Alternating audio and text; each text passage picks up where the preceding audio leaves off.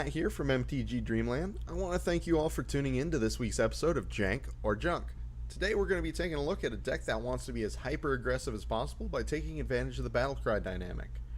This is a list that runs 30 creatures, 10 spells, 20 lands, and of course a 15 card sideboard. If you'd like, you can pause the video here, but you don't really need to because I'm about to break it all down. The main point of the deck is to go as wide as possible, as quickly as possible, and that reflects in our creature base. You'll notice that I have 4 copies of Ornithopter, 4 Memnites, and 4 Signal Pests, as well as 4 Burning-Tree Emissaries. So having access to 8 free creatures and 4 kinda additional free creatures let us power into some absolutely ludicrous plays, if we get lucky enough. Our main game plan comes from the 4 Signal Pests and the 4 Goblin Wardrivers. And they're in the deck because they have the battlecry mechanics tacked onto them. The battlecry mechanic says that when this creature attacks, all other attacking creatures are going to get +1/+0 until the end of the turn. This is what's going to make all of our little guys turn into absolute units, especially when we're able to surge a Reckless Bushwhacker or kick a Goblin Bushwhacker on top of those triggers.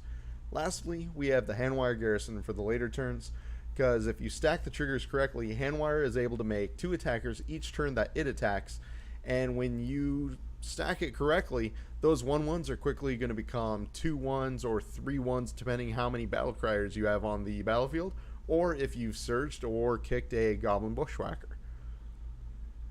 And the spell package is designed to help us be as delinquent as possible. Mox Opal not only lets us play extra creatures on turn 1 if we have enough artifacts, which is easy because we have 16 in the deck, but also if you drop it, it counts as a spell cast, so it lets us surge our Reckless Bushwhackers. Manamorphose lets us cast a pseudo-free spell to surge our Bushwhackers, and draws us a card as well.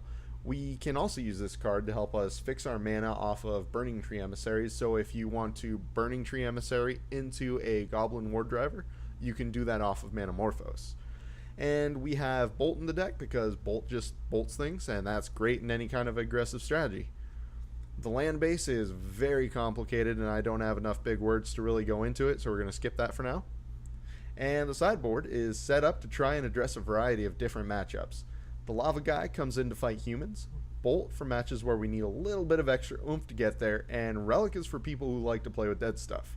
Abrade we bring in just because it helps us beat anything that's really artifact based like Hardened Scales, KCI, and Chainwhirler can come in for any creature based match because of its first strike, and the 1 damage to opponents' creatures and their face is a great upside as well.